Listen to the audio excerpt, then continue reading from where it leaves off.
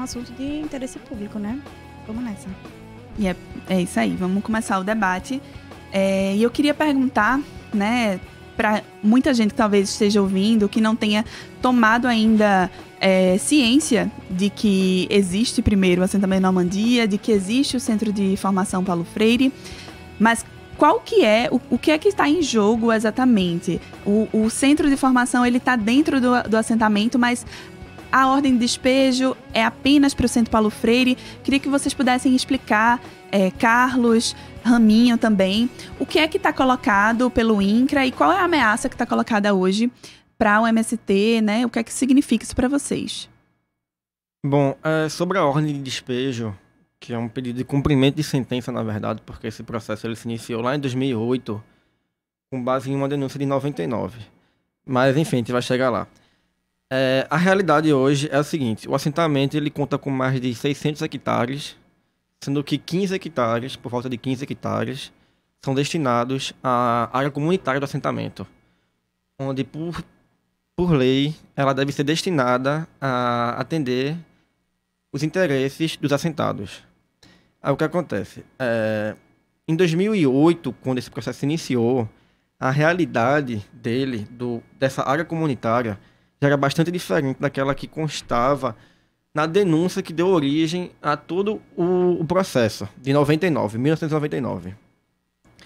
Porque de lá para cá, antigamente só existia o auditório e o alojamento. Hoje nós já temos refeitório, nós já temos uma academia da cidade, nós já temos agroindústrias nesse espaço, sabe? Aí, ou seja, e esse é um dos pontos que nós também estamos abordando na defesa, que é justamente a especificação do juiz, que ele determine melhor qual é o perímetro desse despejo. Se vai afetar também a agroindústria, vai afetar a academia da cidade, sabe? Porque tá muito nebuloso ainda pra gente. Uhum. Seria, no caso, uma questão de atualização desse processo, assim, da motivação do despejo? A motivação, na verdade, ela se desfez alguns poucos anos após a denúncia. Porque, só para explicar, em 99, após a emissão de posse do INCRA em Normandia, que antigamente se chamava Fazenda Normandia, né, até virar o projeto de assentamento Normandia, ele foi destinado a 41 famílias. Na época, por divergências de interesses e tudo mais, 4 famílias fizeram uma representação ao Ministério Público Federal e até então o Ministério da Reforma Agrária, dizendo que pela construção do centro existia uma obstrução para acessar o assentamento, porque esse seria, na época, o único caminho de acesso ao assentamento. O pessoal não conseguia escoar a produção, tinha dificuldade, não é que não conseguia, existia essa dificuldade. Só que poucos anos após essa representação ser feita, esse interesse já não existia mais, porque esse problema foi resolvido, entende? Uhum. Só que com base nessa denúncia de 99, apenas em 2008 que o INCRA ingressou em juízo pedindo a reintegração de posse, né? Alegando que o MST, no caso, o Centro de Formação Paulo Freire, tinha, através do esbulho possessório, que é o ato de você tomar na base da força de alguém uma posse que pertence a outra pessoa, né? Só que, em verdade, o MST, o Centro de Formação Paulo Freire, nunca recusou acesso ao INCRA. Pelo contrário, ao longo desses anos, o próprio INCRA participava de diversas atividades a convite do Centro de Formação no centro, sabe? Aí, ou seja, por conta desse lapso temporal aí de 99 para 2008, por 9 anos, a gente tem, de fato, uma realidade fática completamente diferente daquela que existia em 99, isso em 2008, né? Quem dirá agora em 2019, que é quando essa sentença está sendo, de fato, cumprida. Uhum. Então tem aí uma possível falha, né? Uma falta de comunicação, inclusive. E vocês foram pegos de surpresa, Raminho? Eu queria entender também, a gente está num contexto, né? O Fora da Curva vem debatendo exaustivamente, diariamente, sobre diversas ofensivas do governo Bolsonaro. A gente teve uma mudança da direção nacional do INCRA. E há também, em outros lugares, tentativas de despejar assentamentos, de reintegração de posse. Como é que a coordenação estadual e também nacional do MST tem visto essa questão? Para vocês, a questão do Centro de Formação Paulo Freire foi uma surpresa? Como é que vocês estão se organizando também para responder? Então, eu acho que tem alguns elementos da política que permeiam o processo. E aí eu acho que é necessário ir trazendo eles para a gente poder ir ampliando a visão, né?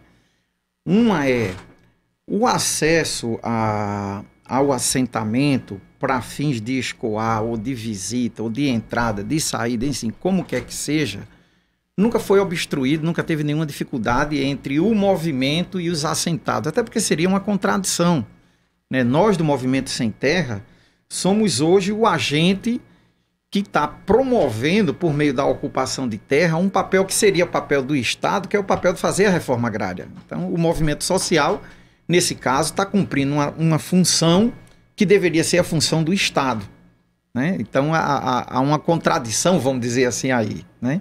O Sem Terra, ele é produto da falta da reforma agrária, por isso existe o Sem Terra, né? Bom, então, por que desse processo? Por trás desse processo, sempre houve, com relação ao assentamento Normandia, uma sede muito grande de controle daquele território, desde a época do acampamento, né? O que era Normandia antes de ser um assentamento com famílias ligadas ao MST, né? Era uma área desocupada, improdutiva, né? Cuja casa-sede servia para hospedar políticos em períodos de Semana Santa que iam para assistir o espetáculo da Paixão em Nova Jerusalém. Quer dizer, era a única finalidade.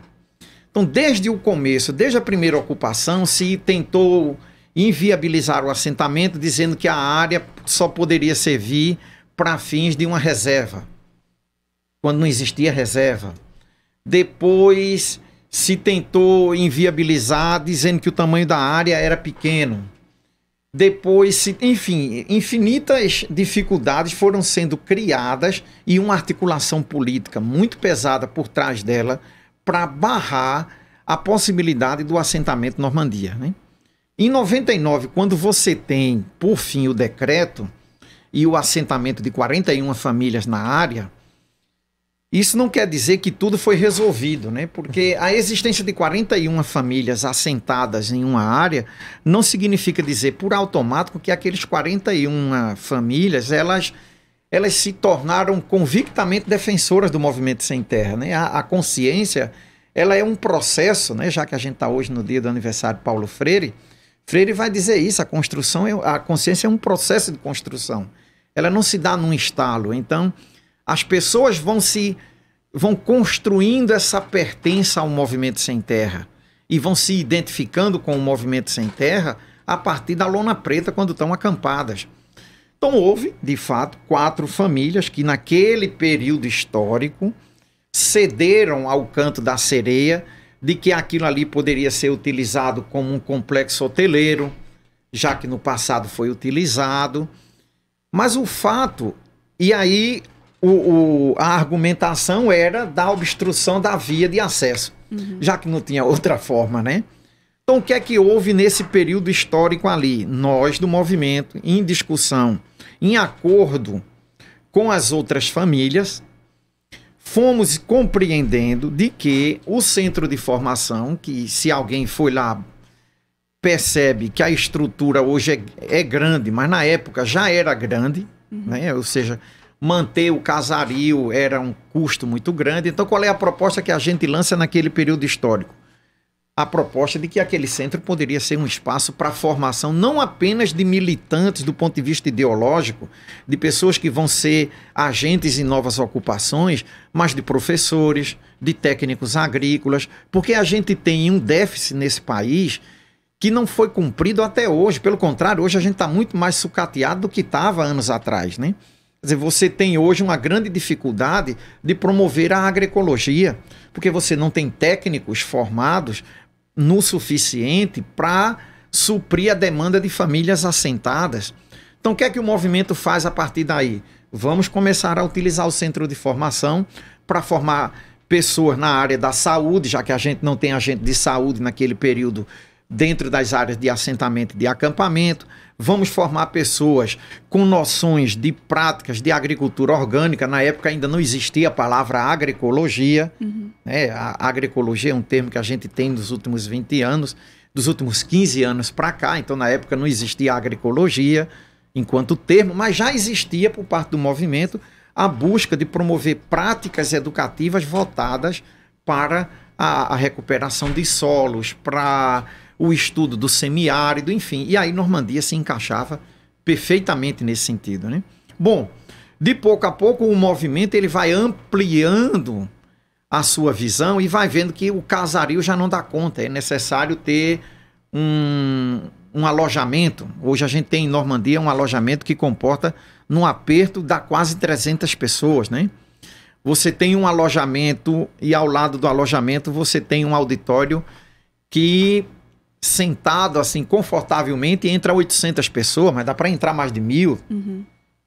E por que isso? Porque era uma demanda de formar a base do movimento a partir da prática de valores, a partir da agroecologia, a partir da educação, a partir da saúde. Bom, quando o movimento começa a dar essa estruturação, outros setores da sociedade, como é o caso do movimento sindical urbano, como é o caso das universidades federais, né, da Federal Rural, da Federal, da UPE, do Instituto Técnico Federal, enfim, da própria Federal que está no campus de Caruaru, começam a se aproximar e a dizer, não, vamos fazer parcerias, porque é caro manter diárias para formação de professores, para formação de estudantes.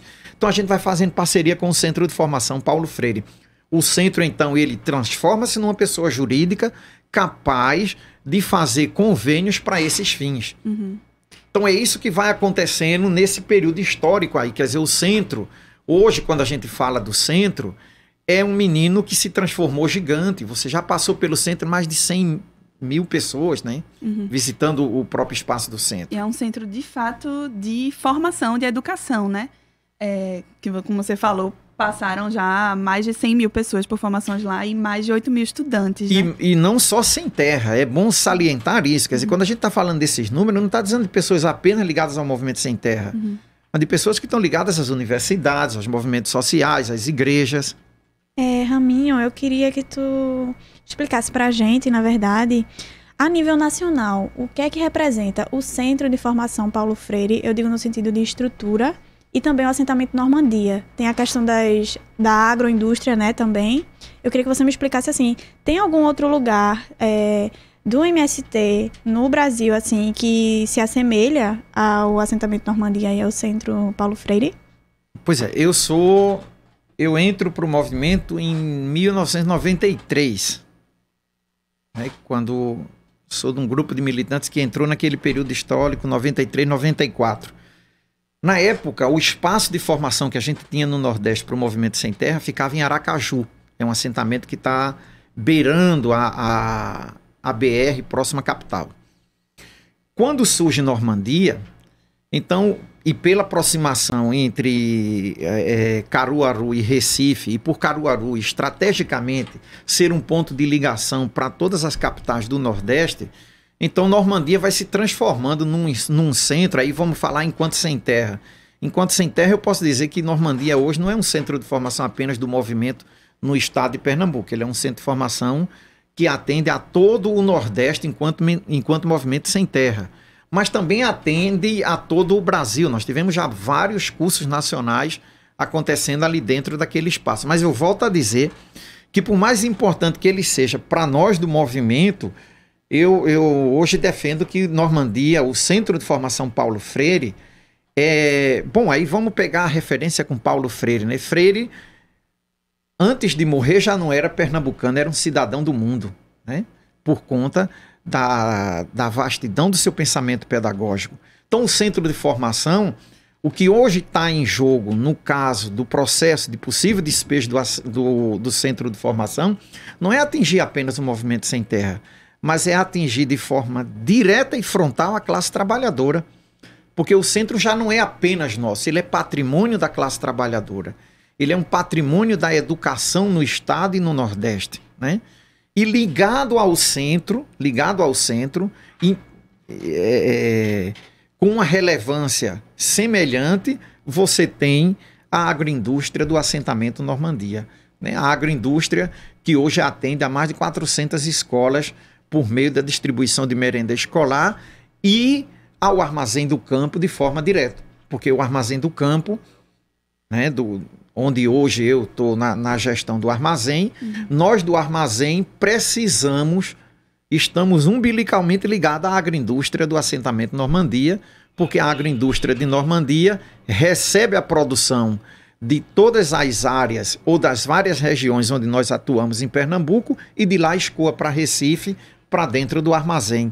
Então esse despejo ou esse processo, ele não atinge a nós apenas do ponto de vista pedagógico, mas ele atinge a todas as famílias sem terra, porque ele quebra aquilo que para nós é mais importante na reforma agrária, que é criar um modelo que rompa com o modelo do grande capital, que é o que a gente vai chamar da agricultura camponesa, ou a agricultura de base camponesa, onde a família possa ter o acesso à semente, possa produzir na terra sem o uso de agrotóxico e possa escoar a sua produção.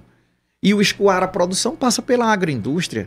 Mas a agroindústria por si só não escoa se ela não tiver para onde. Então ela tem que fazer parcerias, e aí entra o armazém, e aí entra a merenda escolar, né? Quer dizer, esse conjunto, o que está em jogo efetivamente é o centro e esse complexo que envolve a agroindústria. Porque desmantelar a agroindústria é quebrar política e economicamente o movimento sem terra, né? Então, o que é que está por trás do processo? O que está por trás do processo é fragilizar o principal sujeito da luta pela reforma agrária hoje no Brasil, que é o movimento dos trabalhadores rurais sem terra.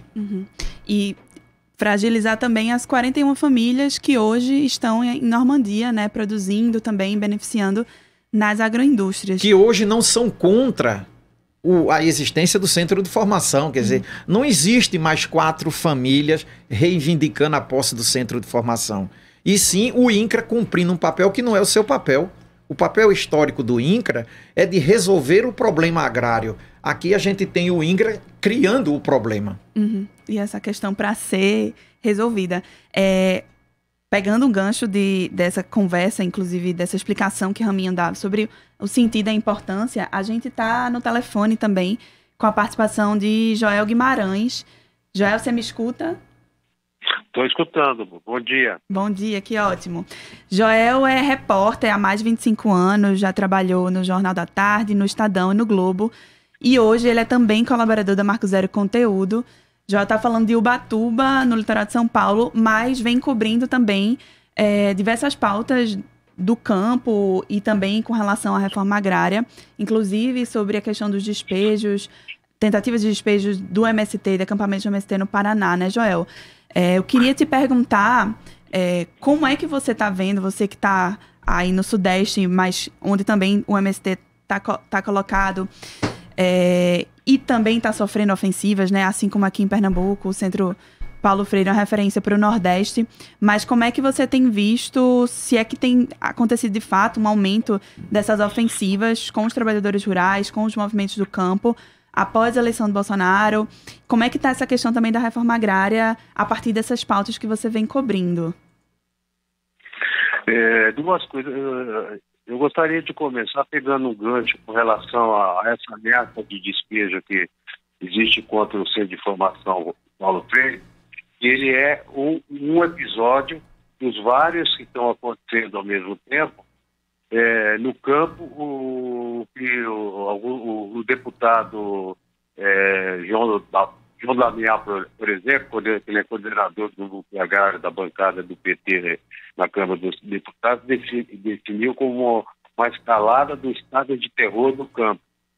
E ele explica que há várias ações de despejo, etc., e cita, por exemplo, o absurdo do que acontece no Centro de Formação Paulo Freire. E ele tem razão quando ele diz isso, que são vários episódios ao mesmo tempo, citar especificamente o caso do Paraná. No Paraná, nos últimos 50 dias, aconteceram 6 despejos. O último deles foi agora no dia 10 de setembro, que coincide que foi 2 dias depois que teve uma reunião entre o governador do estado, o representante da Conferência Nacional dos Bispos, da CNBB, em que ficou pactuado um compromisso do governo de rever as ações de despejo. 2 dias depois dessa reunião, a Polícia Militar invade um acampamento no Paraná, na fazenda Rio Azul, e despeja 50 famílias que ocupavam essa área desde outubro de 2017. Isso mostra o quadro que há uma tentativa de 2 coisas: de intimidação dos acampados, e essas intimidações foram denunciadas pelo arcebispo de Maringá, Anuar Batista, e numa nota endereçada ao governador Ratinho, Carlos Márcio, ele pede em nome da misericórdia para esses assentados ameaçados de despejo. São 20 acampamentos ameaçados de despejo do Paraná. E que conforme as informações que a Arquidiocese de Maringá tinha, deveriam começar em setembro. E realmente começaram. O 6º despejo que houve no Paraná foi o 1º em setembro. Ele aconteceu agora no dia 10 de setembro.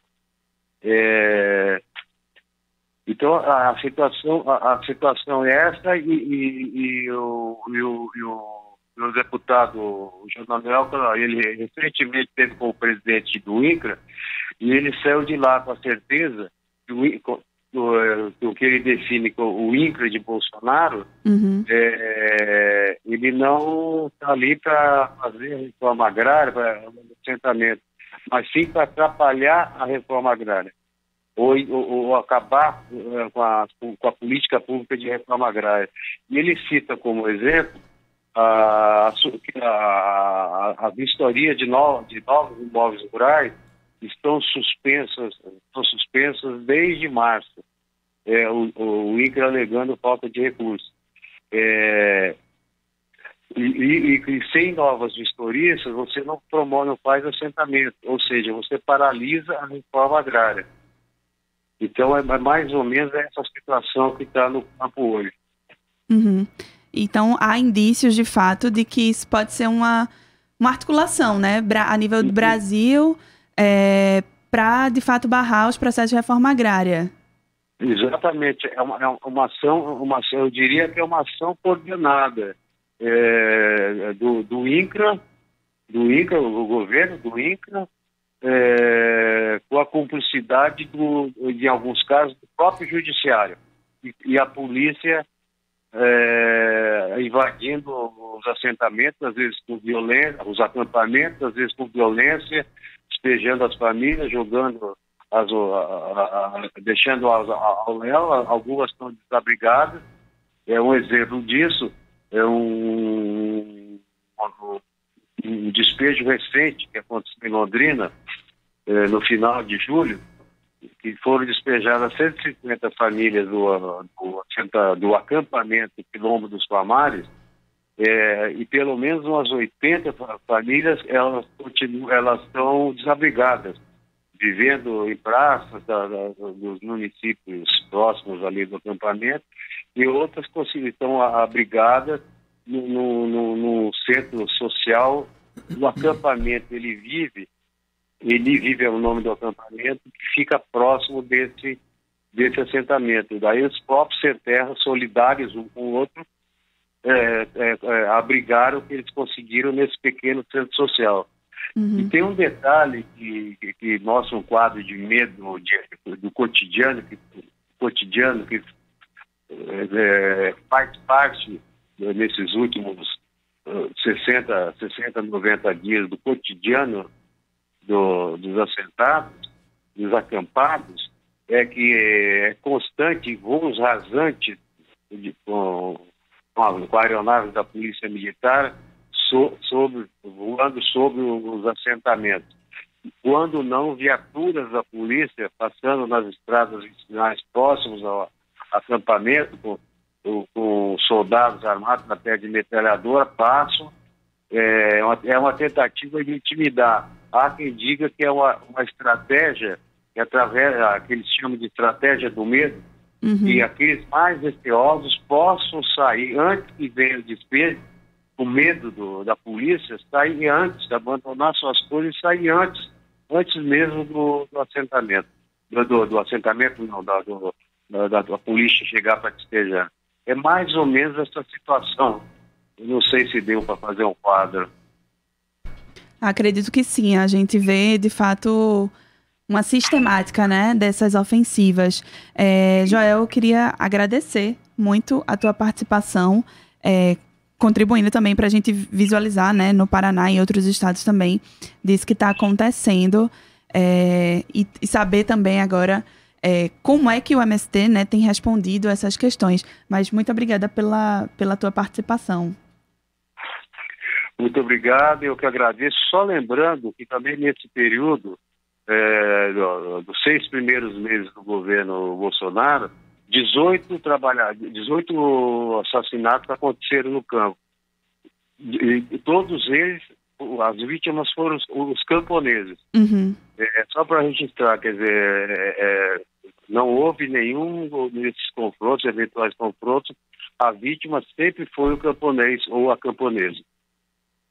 E é só isso. Essa situação grave que a gente está observando. Obrigada, Joel, pela participação. Voltando aqui ao debate, a gente vai ter que fazer um rápido intervalo, mas já continua com o debate sobre por que o INCRA quer despejar o Centro Paulo Freire.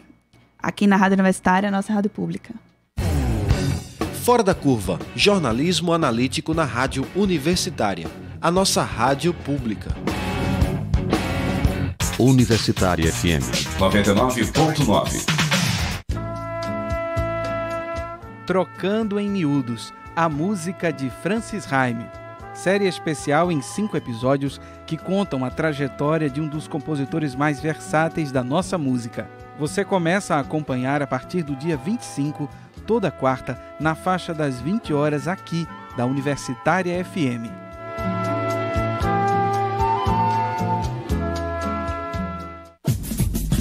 Sexta Frequência, toda sexta-feira, às 10h30, na Universitária FM 99.9 e 820 AM.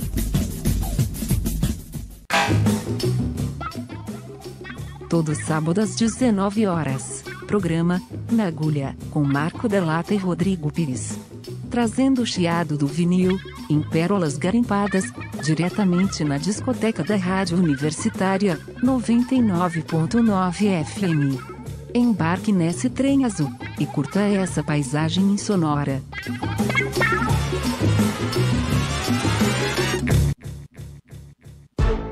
Dia 19 de setembro, às 8 horas da noite, vai rolar a estreia do LGBT no Ar.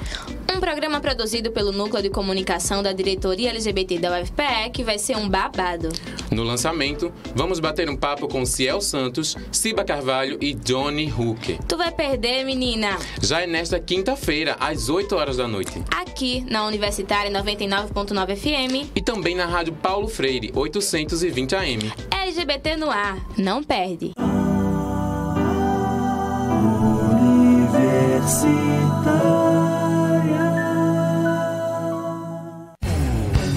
Programa Fora da Curva. Informação a serviço da maioria. O programa Fora da Curva está de volta com jornalismo, crítica e diversidade. Hoje nós perguntamos por que o INCRA quer despejar o Centro Paulo Freire.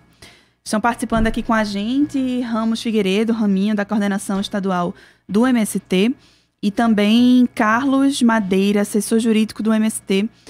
Obrigada pela presença, gente. A gente está conversando aqui sobre diversas questões. Estávamos agora falando com o Joel Guimarães, que é repórter, que tem coberto, né, faz uma cobertura especial das questões da reforma agrária, de despejo que estão acontecendo lá no Paraná. Mas aí tem outra questão que é política também, né, dessa ameaça do governo, dessa mudança da gerência do INCRA. E a Helena tem uma questão também para compartilhar. Pois é, Débora. A gente vem acompanhando, né, todo esse processo desde o começo no sentido que a gente já fez o quê? Umas 3 matérias, fora a cobertura de Joel. E no início da semana passada, a gente entrevistou o dirigente nacional do MST, Jaime Amorim, e ele deixou bem claro uma coisa, né, assim, que essas questões dos despejos e das reintegrações de posse, né, que é a mesma coisa, elas são só a concretização de uma coisa que já vem acontecendo há um tempo, né. Desde o golpe, né, de 2016, que depois a presidenta Dilma Rousseff, como é que eu posso dizer? As políticas voltadas para o campo, para a reforma agrária, ela já vem sofrendo diversos ataques. Então, a questão do despejo seria mais uma concretização do que já não vem tendo tanta atenção, né? Jaime, na fala dele, ele deixou muito claro que a reforma agrária ela não é nenhuma possibilidade, mas assim, ela não é uma questão do governo Bolsonaro, né? Não recebe nenhum tipo de atenção. E Jaime também falou o seguinte, ele usou a expressão privatização. Ele falou que o intuito do governo é privatizar o assentamento Normandia com a reintegração de posse do Centro de Formação Paulo Freire, né?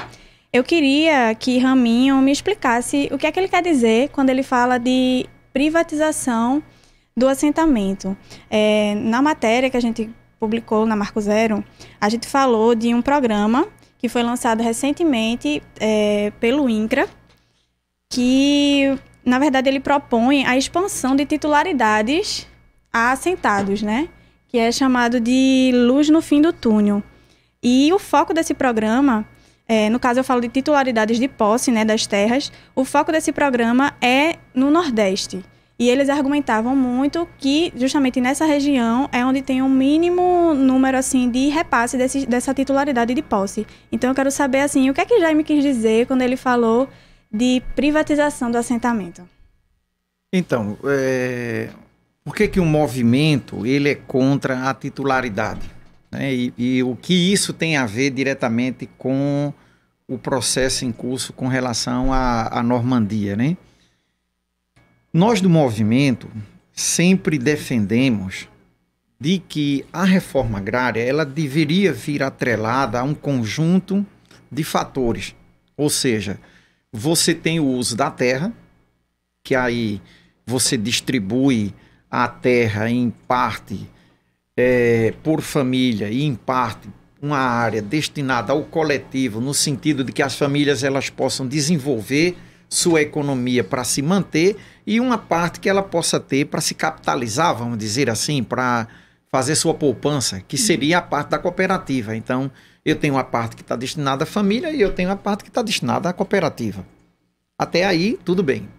Junto com isso, nós defendemos e continuamos defendendo que isso por si não resolve. Você tem que ter educação, você tem que ter saúde, você tem que ter insumos para desenvolver a agricultura e você tem que ter uma assistência técnica, um ATE, né, voltada para o desenvolvimento do assentamento nos marcos da agroecologia, que é o que também nós defendemos. Esse conjunto de fatores por si faria com que a reforma agrária ela fosse mais do que a distribuição de terra, mas ela marcasse uma mudança na matriz tecnológica da produção. Esse é o ponto de partida para nós do Movimento Sem Terra. O que é que está agora em discussão e que nós estamos chamando como a privatização? A titularidade, ou seja, você pega as famílias e diz, bom, agora nós estamos aqui ao redor dessa mesa em 4 pessoas, então a gente divide a mesa em 4 pedaços, cada um tem um pedaço e do pedaço que tem, faça o que quiser. Você pode vender, você pode ir embora, você pode, enfim, você pode dividir e transformar em pequenos lotes para vender também. E se tiver próxima à cidade, você pode transformar num loteamento. Quer dizer, para quem passa desapercebido na carreira, vai ter a impressão, mas isso aí não vai gerar mais emprego, não vai gerar renda. Não, isso vai gerar mais pobreza. Porque junto com a titularidade, a família contrai uma dívida para com a União, que é a dívida com relação ao processo de desapropriação, ou seja, o que o INCRA pagou para que o latifúndio fosse desapropriado, agora é uma dívida minha porque eu peguei emprestado. Uhum. Quer dizer, esse é um problema seríssimo, né? No caso específico do assentamento Normandia, o que é que entra como aspecto da titularidade? Bom, é a divisão da agrovila com um pedaço para que cada família tenha o seu pedaço. Então, volta novamente o pegar a terra e picar, como se isso resolvesse o problema do desenvolvimento do assentamento. Não resolve. A distribuição da terra por si não resolve o problema do assentamento, nem em Normandia, nem em nenhuma área de assentamento. E com relação ao centro de formação, ele sairia do controle do assentamento. Né? Por quê? Porque na perspectiva do que o INCRA está defendendo, o problema é que há uma bandeira do Movimento Sem Terra ali e que isso demarca o território como um território do Movimento Sem Terra e que não pode haver um território demarcado pela bandeira.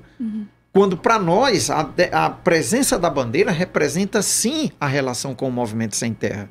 Nos marcos da democracia, isso é perfeitamente possível. Uma ocupação urbana que você passa e você vai ver uma bandeira do Movimento Sem Terra que está sem teto, que está reivindicando a posse da terra. Quer dizer, a existência da bandeira não fere o princípio da unidade nacional, mas confere a legitimidade da organização dos oprimidos. Os pobres do campo têm o direito de se organizarem, de reivindicarem políticas públicas, né? Esse é a coisa que está diretamente ligada no caso desse processo aí, né? Quer dizer, esse ataque frontal, volto a dizer, a nós do Movimento Sem Terra, a retirada dos símbolos do Movimento Sem Terra, a destruição de uma estratégia de produção que fundamenta hoje o funcionamento da cooperativa com 41 famílias do assentamento Normandia e, junto com isso, atingir a todos os parceiros que ali frequentam e que daquele espaço usam para a formação nas mais diversas áreas da educação e da formação. Eu queria só fazer uma correção. Eu falei que o programa Luz no Fim do Túnel, ele é do INCRA. Ele não é do INCRA, ele é do Ministério da Agricultura, Pecuária e Abastecimento, MAPA. Só para deixar bem claro. Beleza. A gente vê, então, né, que mais uma ação articulada, né? A gente sabe, já foi falado diversas vezes, quem está acompanhando as notícias entende que houve várias mudanças, né, no direcionamento político, mudanças inclusive nas estruturas de ministérios, por exemplo, do MAPA, das políticas públicas voltadas para a promoção da reforma agrária.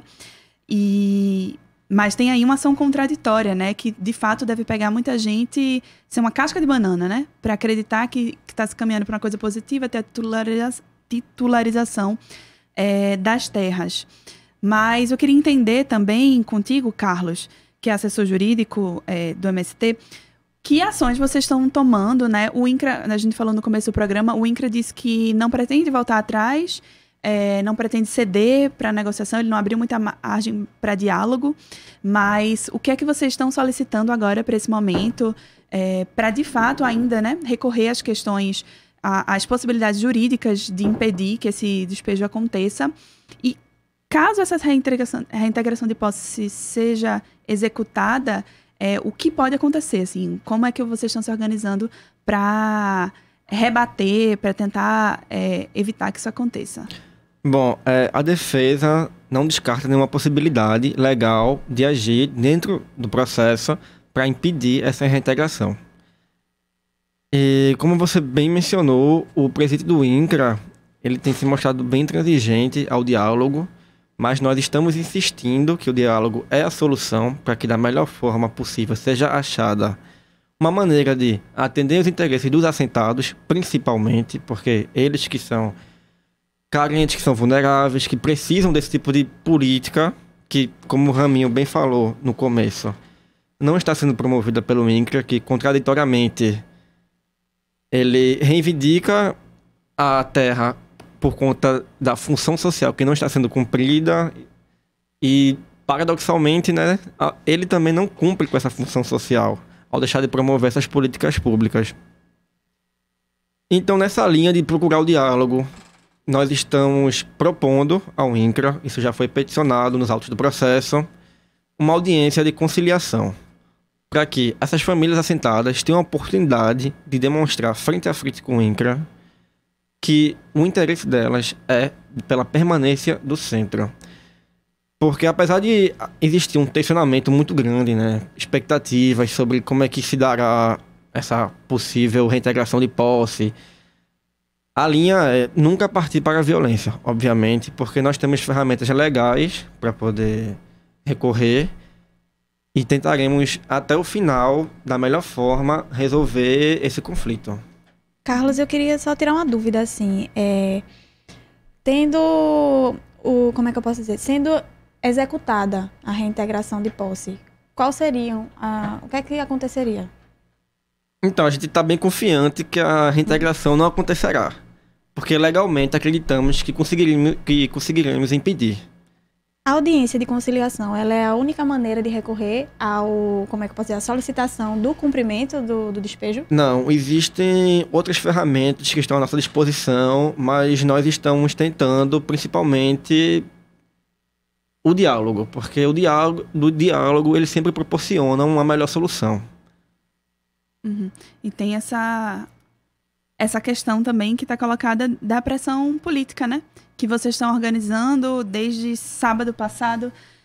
O acampamento da resistência está acontecendo lá em Normandia, né? No centro de formação. Enfim, para as pessoas entenderem um pouco como é a geografia, você chega por uma estrada, né? Em Normandia e dá de cara logo com o espaço comunitário, compartilhado do centro e depois se segue para Agrovila. Mas o que é que está sendo pensado de ações? Existe um prazo determinado já, uma data limite, por exemplo, para saber a resposta, por exemplo, para a audiência de conciliação?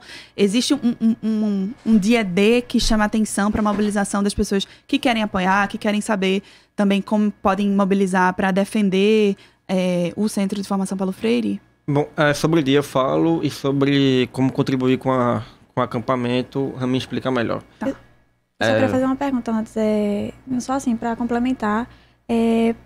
O prazo, tem algum prazo de saída espontânea? Eu até apurando para as reportagens que a gente publicou na Marco Zero, fiquei muito em dúvida, porque ora a gente pensava que era uma data, ora outra, eu queria que você também me dissesse. O prazo para desocupação voluntária é de 30 dias. Que a gente tem para poder desocupar aquela área. O que acontece? Esse prazo está correndo, não foi suspenso, a gente queria a suspensão provisória, ao menos, mas também não conseguimos. E, como eu falei anteriormente, nós peticionamos semana passada esse pedido de audiência de conciliação. Também fizemos uma requisição ao MPF, Ministério Público Federal, lá de Caruaru, para que ele possa agir como o conciliador. O Ministério Público Federal também já se manifestou favorável a essa opção de dialogar com as partes envolvidas. E nós esperamos que o INCRA se manifeste também a favor do diálogo. Mas, no final dessa semana passada, o juiz solicitou a manifestação do INCRA, num prazo de 10 dias, para que ele declare seu interesse. E nós estamos na expectativa de uma resposta. Uhum. Sobre a questão da mobilização lá que estão acampados, né? Dos agricultores, acampados, assentados também. O que é que vocês estão planejando para essa semana? Vocês têm dias de mobilização? Como é que as pessoas podem também se somar a essa pressão pela defesa do Centro Paulo Freire, Ramião? Então, aí eu queria começar fazendo um recorte, dizendo que o acampamento da resistência, que é o que está acontecendo em Normandia a partir do sábado passado, ele também já extrapolou os limites do movimento. Quer dizer, ele não é apenas a presença do sem terra, né? Quando a gente fala em mais de 1.000 pessoas no acampamento, a gente está dizendo que tem pessoas do movimento estudantil, tem pessoas de sindicatos, tem pessoas de outras organizações que não são apenas do movimento sem terra, que estão lá manifestando a sua solidariedade, né? Então, esse momento de dificuldade, de dor para nós, em meio a essa perseguição política contra o movimento sem terra, em meio a essa busca de criminalizar o movimento sem terra, tem gerado uma relação de solidariedade muito bonita e muito positiva, né? O acampamento ele só cresce dia a dia. Essa é uma beleza, né?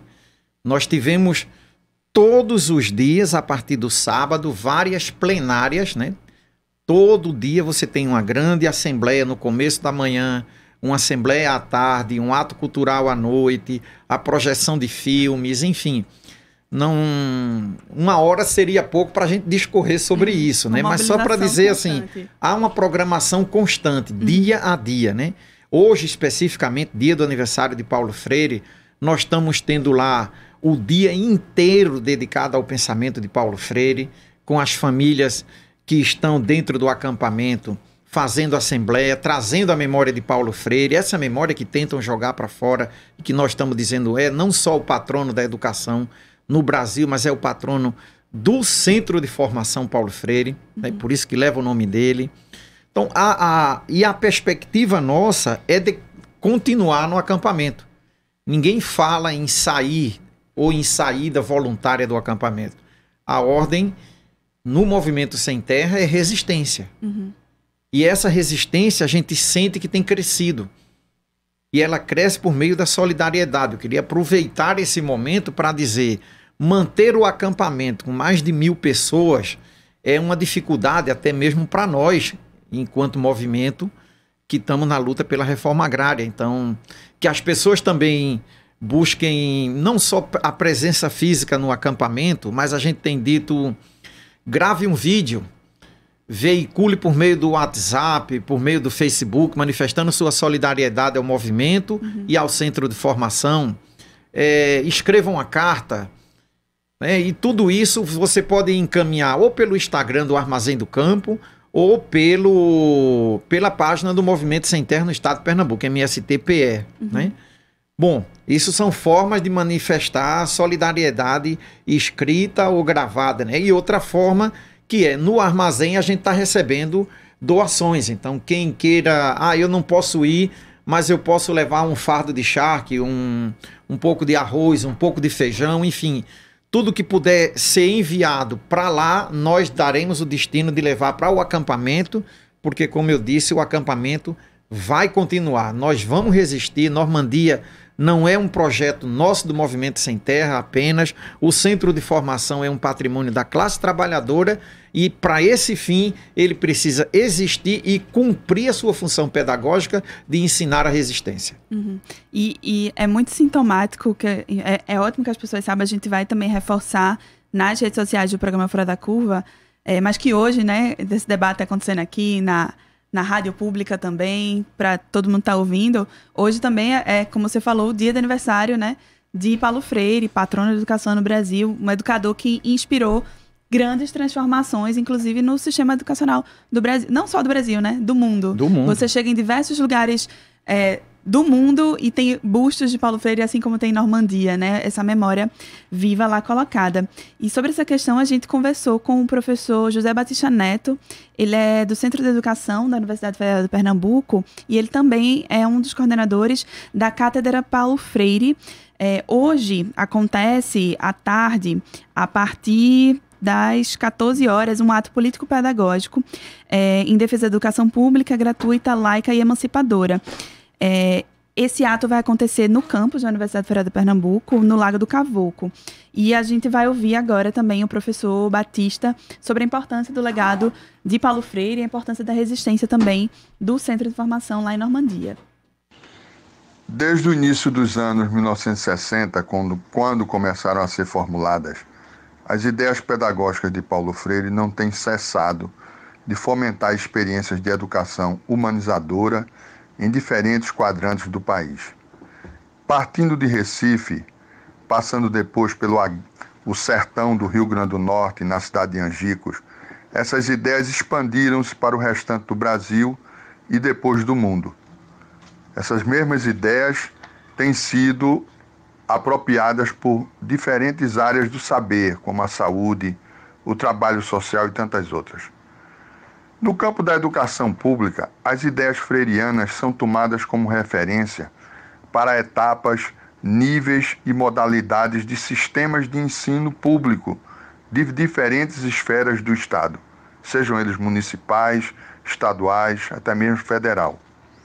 Revelam-se assim um pensamento vigoroso, rigoroso e, sobretudo, atual. Em Pernambuco, contam-se muitos sistemas municipais, além do próprio sistema estadual, que referenciam-se suas políticas de currículo, de formação de professores, de gestão escolar no ideário freiriano. Os movimentos sociais têm sido outra esfera da sociedade em que esse ideário tem sido acolhido, impulsionando experiências formativas as mais diversas. Dentre essas experiências, destaca-se a do Centro de Formação Paulo Freire, situado no município de Caruaru, no agreste pernambucano. Esse centro tem se constituído em uma referência de educação das populações do campo, que, diga-se, têm sido aquelas populações que têm sido objeto de raras políticas, da atenção de raras políticas públicas, né? Então, como dizíamos, esse centro tem se constituído em uma referência de educação das populações do campo por suas ações de alfabetização de crianças, jovens e adultos, dentro do PRONERA, né, o Programa Nacional de Alfabetização para regiões de assentamento, de formação de professores e de trabalhadores para a agroecologia. É uma experiência que associa educação, a produção agrícola e a formação cidadã, e que tem gerado excelentes frutos, né? O centro constitui-se hoje não somente como um espaço de educação, mas de produção de alimentos por meio de práticas sustentáveis, onde o respeito à mãe natureza é a regra. É por tais razões que somos favoráveis à reforma da medida de reintegração para que ali prossigam os brasileiros e brasileiras que conduzem aquele trabalho e são por eles beneficiados de diferentes idades, construindo alternativas de vida digna. Vida longa para o Centro de Formação Paulo Freire de Caruaru. A gente acabou de ouvir o professor Batista, da Cátedra Paulo Freire, que faz uma menção, né, ao legado de Paulo Freire, da importância da resistência e da permanência do Centro de Formação junto aos trabalhadores rurais lá em Normandia. A gente tem diversas manifestações a favor da permanência do centro, contra o despejo, e é importante também fortalecer e saber que, como a gente divulgou, hoje à tarde tem um ato lá na Universidade Federal de Pernambuco. A gente já está caminhando para o final do programa, para quem está acompanhando a gente, esse debate. E, assim, a gente tem uma outra notícia que hoje de manhã a gente conversou muito sobre está existindo uma coordenação, uma articulação dessas ofensivas ao movimento de trabalhadores rurais. Então, a gente soube também e está acompanhando, né? O MST está lá acompanhando, que hoje pela manhã está acontecendo uma reintegração de posse no município de Moreno, no acampamento Margarida Alves, no antigo engenho Xixaim. E aí, enfim, queria saber de você, Raminho, o que é que está acontecendo exatamente? Como é que vocês estão esperando se posicionar diante dessa reintegração de posse? Então, as famílias que estão em Xixaim estão acampadas há mais de 14 anos, né? Quer dizer, não é um acampamento recente. São famílias que já deveriam hoje estarem assentadas.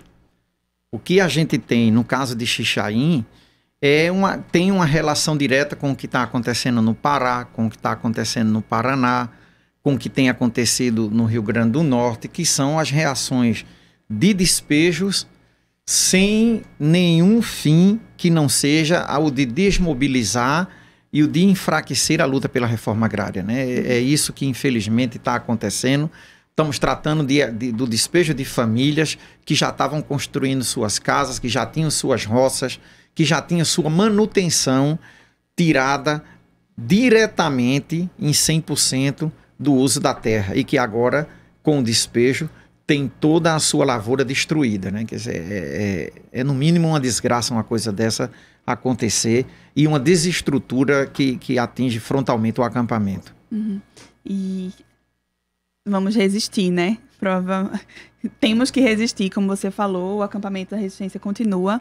A gente vai continuar acompanhando essa pauta pelo Marco Zero Conteúdo, o programa Fora da Curva também, não é algo que a gente vai deixar de falar sobre Normandia e sobre o Centro de Formação Paulo Freire, Mas hoje o programa vai ficando por aqui. Eu queria agradecer muitíssimo a presença dos dois, de Raminho, de Carlos Madeira também, da Coordenação Estadual e assessor jurídico do MST. Queria agradecer a Helena Dias. Esse programa foi produzido por Helena e por mim, Débora Brito, da Marco Zero Conteúdo. Carol Torpe e Larissa Silva estiveram nas redes sociais. Os trabalhos técnicos são de Marco da Lata. O programa Fora da Curva volta amanhã. Acompanhe a gente pelas redes sociais e até o próximo programa. O programa Fora da Curva é uma realização do Departamento de Comunicação Social com o apoio do Departamento de Sociologia e do Núcleo de Rádio e TV Universitárias. Parceria com o Marco Zero Conteúdo, Centro das Mulheres do Cabo, SOS Corpo, Centro Sabiá, Terral Coletivo de Comunicação, Centro de Cultura Luiz Freire.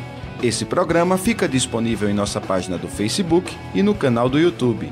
Acompanhe as nossas redes sociais, porque nós também divulgamos por lá muita informação que você não vê por aí. A música tema deste programa foi composta pela banda Diablo Motor. Programa Fora da Curva. A gente fala o que a maioria cala.